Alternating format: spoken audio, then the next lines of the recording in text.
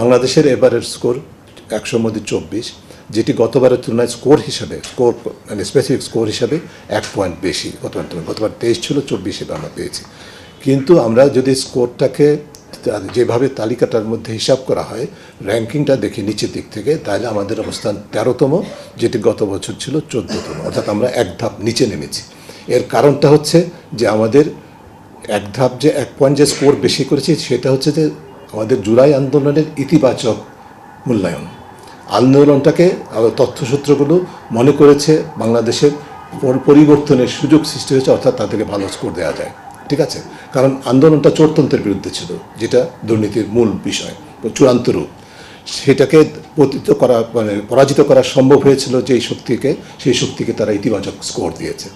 অন্যদিক থেকে এটার স্থায়িত্বটা কতটুকু হবে সেটার সম্পর্কে সুনির্দিষ্ট যেহেতু তথ্য নেই, এবং বরং উল্টো তথ্য আছে, যে সংস্কার প্রক্রিয়ার দুর্বলতা, মাঠ পর্যায়ে দুর্নীতি, সরকারের স্বচ্ছতার সাথে সরকার পরিচালনার ঘাটতি ইত্যাদি, যে বিষয়গুলো আগে বলেছি, ইত্যাদি কারণে স্কোর কিন্তু অন্য মানদণ্ডের স্কোরগুলো একই জায়গায় আছে বা কমেছে, যার ফলে মূল সার্বিকভাবে স্কোরটা হতাশাব্যঞ্জক হয়েছে।